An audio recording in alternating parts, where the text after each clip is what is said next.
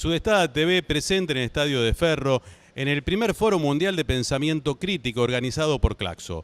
El 19 de noviembre, en el día de ayer, Cristina Fernández de Kirchner disertó luego de Dilma Rousseff. Hoy fue el turno de Juan Carlos Monedero y Álvaro García Linera. Con Juan Carlos Monedero tuvimos la oportunidad de hacer una entrevista memorable.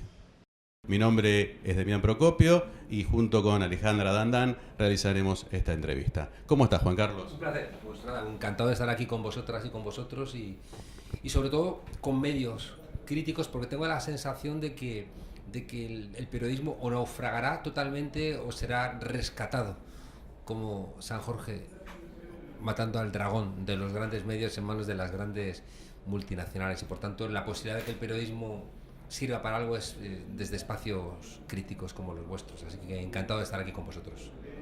¿Cómo, en ese sentido, cómo se hace o cómo hace la izquierda para luchar contra todos los medios hegemónicos que hoy dominan el mundo? No sé, hablamos de un grupo Prisma que tiene 200 canales de comunicación. ¿Cómo luchamos? Pues no es sencillo, ¿no? Porque es verdad que tienen todos los instrumentos. Ahí en la ciencia política planteamos que eso que le dijo Zhou Enlai a Salvador Allende: has tomado el gobierno pero no el poder, ¿no? Y el poder tiene que ver también con la capacidad que tienen los que han ganado históricamente las victorias sociales de dejar su sesgo en el aparato del Estado. Ese sesgo después se va a aplicar o no en virtud de la correlación de fuerzas, pero aquí en Argentina el Estado que hereda Néstor pues es un Estado marcado por ese sesgo. Y la correlación de fuerzas, es decir, ese pueblo que venía, ¿no?, del que se vayan todos, sirvió para que algunas políticas se pudieran poner en marcha. Si no, ese sesgo del Estado hubiera obligado, ¿no?, a mantener pues las inercias que hacen que una parte de la izquierda siempre sea muy renuente con el Estado, porque es verdad que el peligro de que te devore es muy alto, siempre y cuando, ya digo, en esa correlación de fuerzas, los sectores populares no peleen, ¿no?, para que ese sesgo no se aplique. En esos sesgos hay uno que me parece que es esencial, que tiene que ver con los modos de intervención del Estado en la sociedad, que básicamente son cuatro, ¿no? El Estado interviene en la sociedad a través de la coerción, a través del dinero, a través de la ley y a través del conocimiento.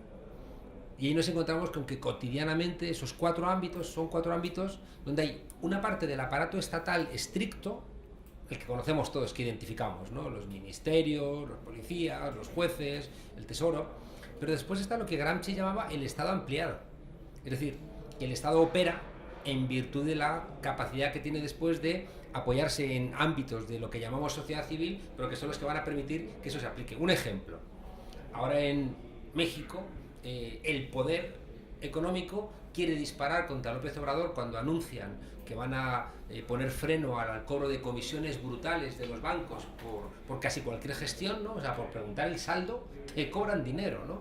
Son cosas como inconcebibles. Cuando anuncian que van a terminar con estas comisiones, son los medios de comunicación los que construyen un altavoz diciendo se va a hundir la economía. Y por tanto, ahí se están operando efectos que solamente tienen sentido en la medida en que ese ámbito de la sociedad civil opera. Si fuera al revés, si fuera la derecha, como ocurre aquí en Argentina, la que está en el poder, ocurriría lo mismo.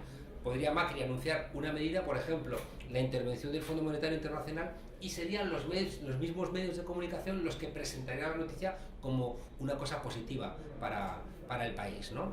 Conclusión de esto: la capacidad, ¿no?, de controlar el conocimiento por parte del aparato estatal y también por ese Estado ampliado es enorme. Las universidades, ¿no?, son un espacio en disputa, pero hay que recordar que en el año 75 Huntington, en ese informe Aratilateral, que es el programa de máximos del neoliberalismo, planteaba que había que vaciar las universidades porque es donde se estaba construyendo el pensamiento crítico, y había que llevar a los jóvenes a estudiar formación profesional, a estudiar técnica, ¿no?, para que fueran empleados y no pensaran, ¿no? Los medios de comunicación son todos de ellos. Ahora el Big Data, las redes sociales a través del dinero, ¿no?, está siendo también de ellos, y lo único que tenemos nosotros es que somos más. Y por tanto, la única posibilidad de vencer, ¿no?, a esos dispositivos de poder que tiene el propio poder y por tanto la derecha es siendo más. Un ejemplo. En España nosotros nunca hemos pedido dinero a los bancos como partido político, como Podemos, y sin embargo en un espacio de tiempo muy breve hemos ganado 5 millones de votos, ¿no? Un espacio muy relevante en la política española. ¿Cómo lo hemos logrado? Bueno, la gente con conciencia ha operado como una suerte de antídoto, ¿no? De contraveneno a todas estas políticas. Por ejemplo, interviniendo en las redes sociales, informándose en sitios alternativos, leyendo información desde sitios donde se milita, y esto podría ser el resumen de tu pregunta. La izquierda tiene que militar también en sus medios de comunicación. Tenemos la obligación de entender que el poder vota todos los días, que el poder llama por teléfono y los presidentes se ponen al teléfono, mientras que yo como español voto a un presidente de gobierno y me dice que no puede cumplir el programa electoral porque no se lo deja el Fondo Monetario Internacional o no se lo deja el Banco Central Europeo. Esos que votan todos los días tienen los medios de comunicación, y la única posibilidad es que les inyectemos el contraveneno de militar en otros medios. Fíjate que es posible porque en España los únicos 2 medios que han logrado hacer dimitir a ministros, que antes era algo que estaba reservado exclusivamente al diario El País, al Grupo Prisa, han sido 2 medios digitales, el Diario Público y el Diario.es, que han nacido, bueno, pues, con proyectos alternativos.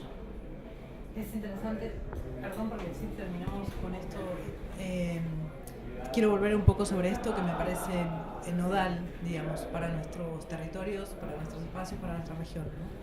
Sobre todo también pensando qué pasó en Brasil, ¿no? Uno ve los resultados y dice, bueno, en realidad la calle sirve todavía cuando tenés, el otro día lo escuchaba a Pablo Gentile decir y hablar de números, tenés a Lula con 800.000 seguidores y a Bolsonaro con 80 millones de seguidores en Facebook, en no sé qué.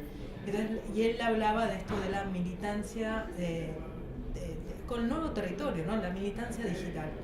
Me parece que vos estás mostrando con España un ejemplo de que eso es la materialización, ¿no? Como un espacio posible. Lo que no podemos hacer es caer en ningún tipo de determinismo que nos derrote antes de tiempo. Es decir, no puedes... en momentos de la historia es verdad que los opositores han tenido enfrente ejércitos que han sido los más poderosos del mundo. Incluso los ejércitos más poderosos del mundo pueden ser derrotados, ¿no? Y por tanto, no caigamos en determinismos donde ni el ejército clásico ni el ejército tecnológico van a convencer a las mayorías, sobre todo porque hay una cosa de fondo que no podemos olvidar, y es que los que militamos en posiciones críticas y alternativas estamos convencidos de que lo mejor para las mayorías son las propuestas alternativas que presentamos. Si pensáramos que el sistema capitalista es positivo para las mayorías, defenderíamos el sistema capitalista. Pero somos conscientes, ¿no? También porque lo hemos estudiado y lo constatamos cotidianamente, el modelo capitalista vive de depredar. Y como también está sometido a crisis, en los momentos de crisis depreda de una manera brutal. Depreda a la naturaleza, depreda a los pueblos del sur, depreda a las mujeres, depreda a los indígenas, depreda a los enfermos, depreda a los pensionistas, depreda todo lo que no puede defenderse por sí mismo, ¿no? Entonces, yo creo que si uno asume, ¿no?, que no hay ejército enfrente lo suficientemente poderoso, empieza a desarrollar alternativas, ¿no? Podemos nace de una tertulia que ponemos en marcha en un pequeño barrio de Madrid y que se empieza a conocer por internet.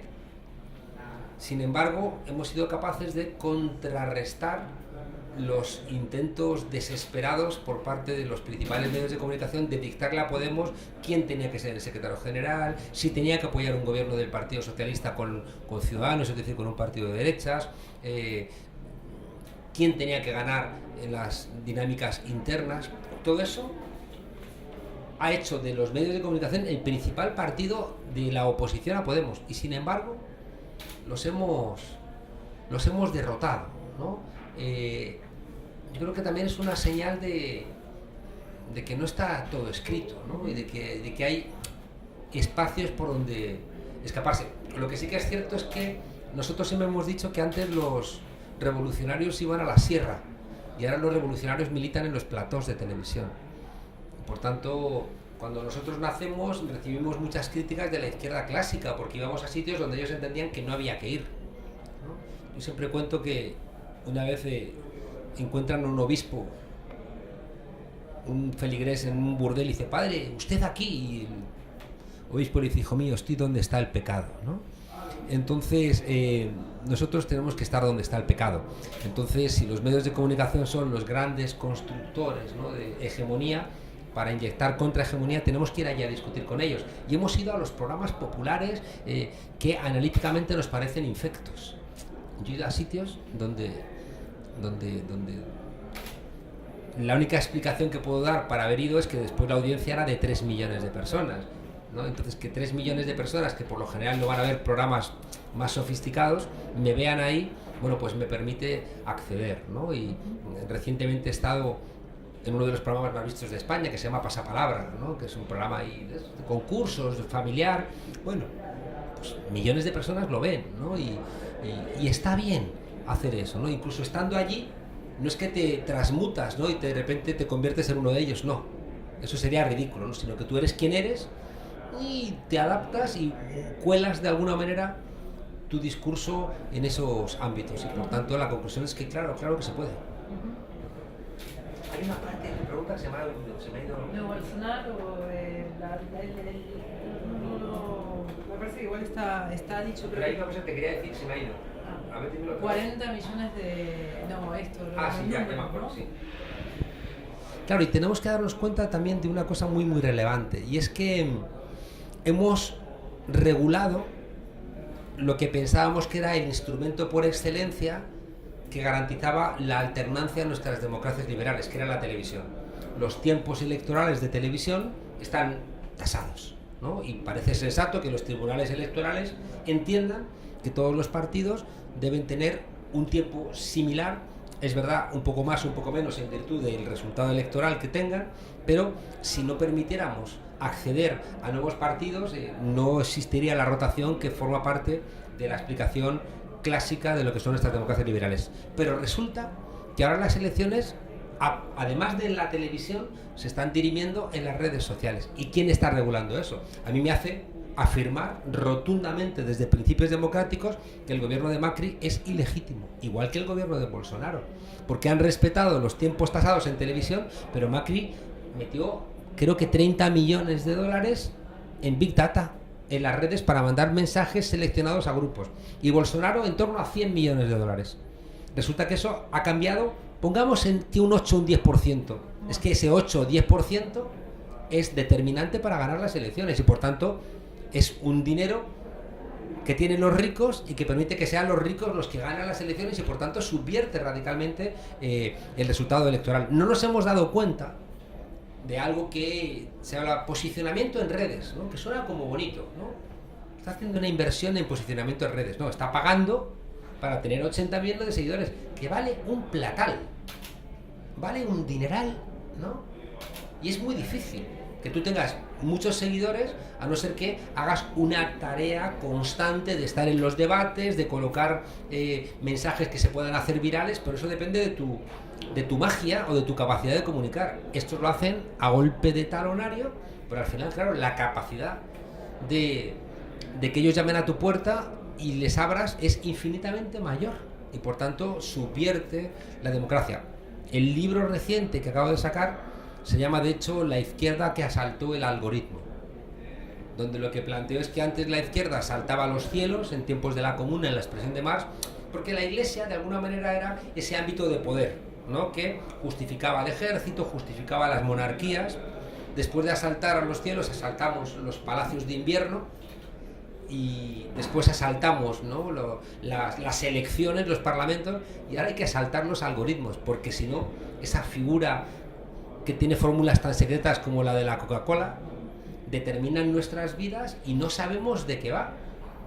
Por ejemplo, Starbucks está colocando a sus empleados en virtud de un algoritmo que determina, por ejemplo, que hay trabajadores que tienen que trabajar de 7 a 9 de la noche, o de 9 a 11 de la noche, y de 6 a 8 de la mañana.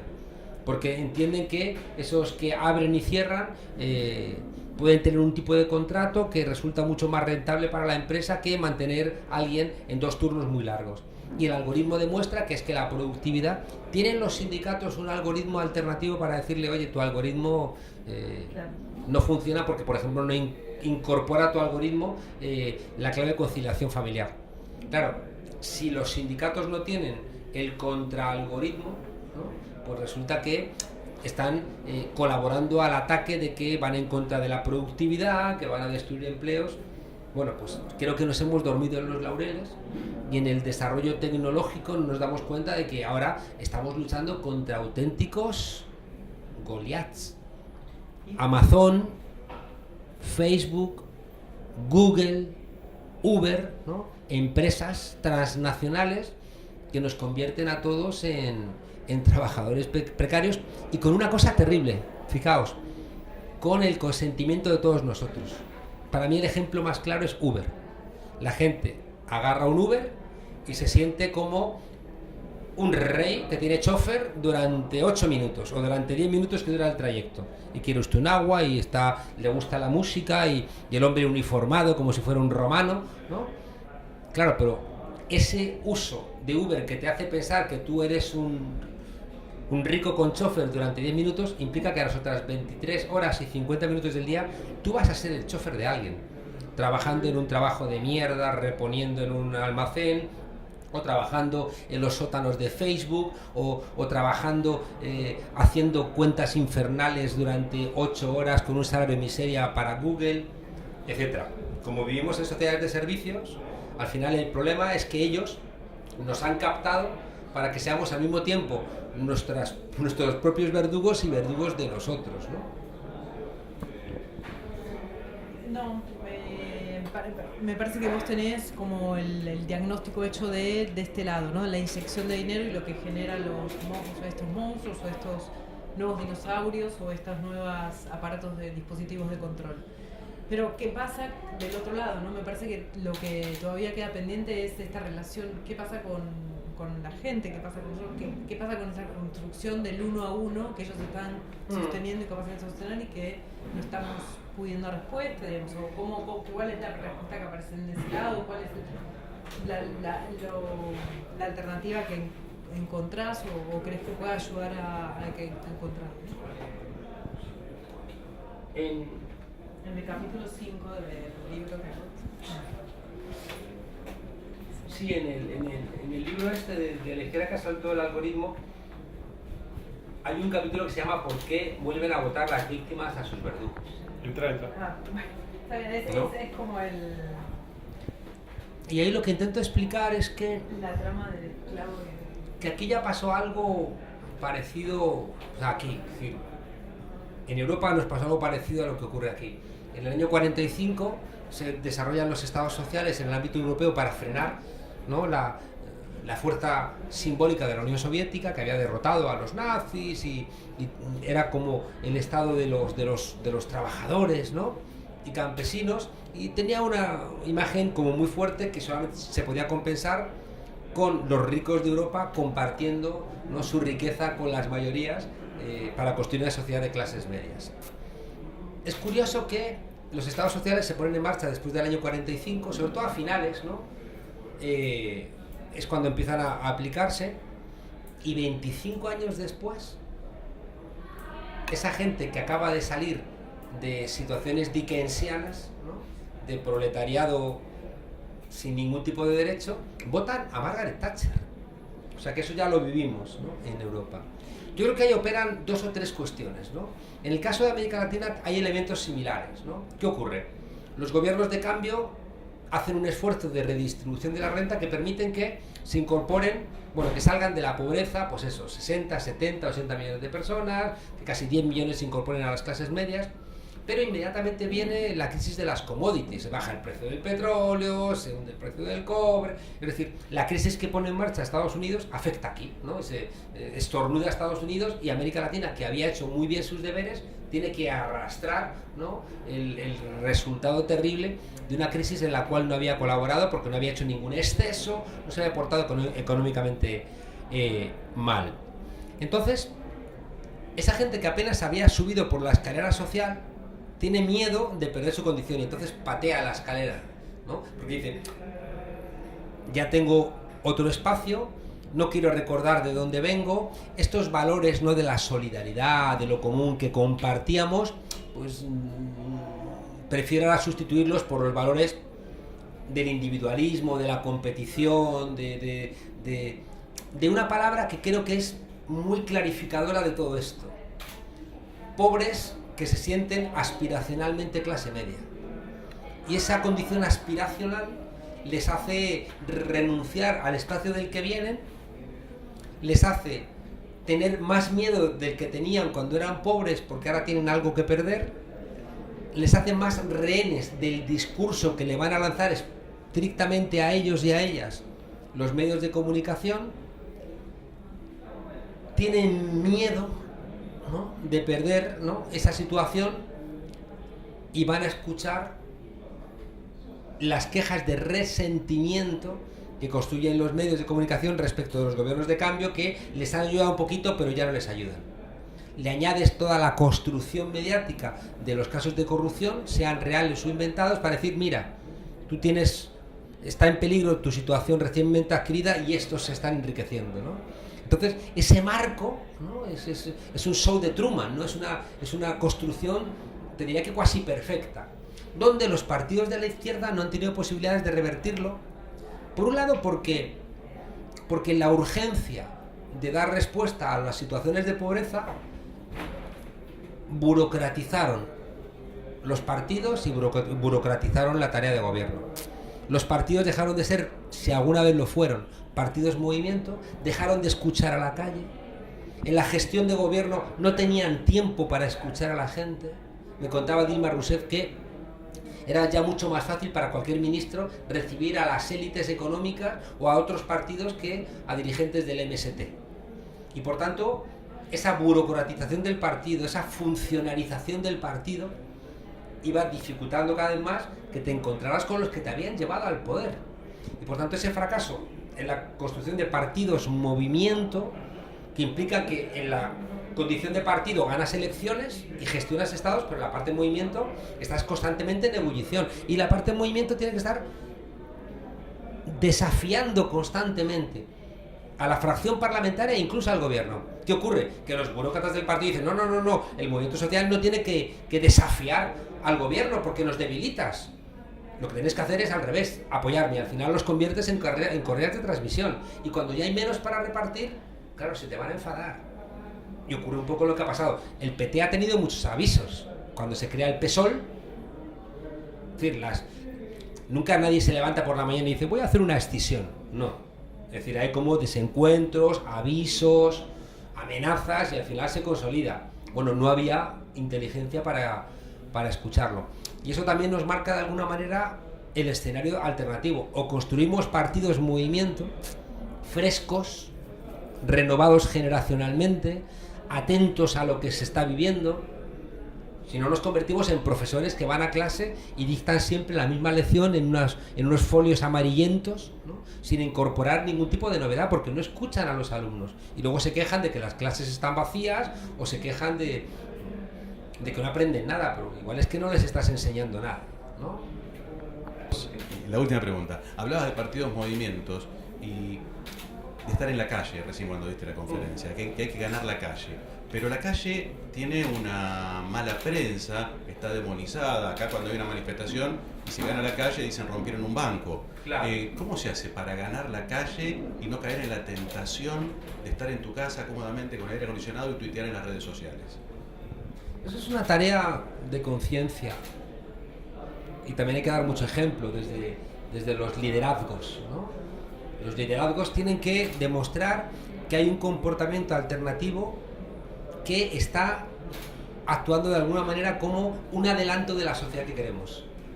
Si yo en mi comportamiento particular soy un sinvergüenza, y luego que hablo de que la sociedad que vamos a construir es maravillosa, o sea, no es creíble, ¿no? Por tanto, es muy importante la credibilidad de cualquier liderazgo, sea académico, intelectual, político, movimentista. Tiene que haber una coherencia, porque si no, no funciona. Tenemos que ser conscientes de que estamos peleando contra un sentido común.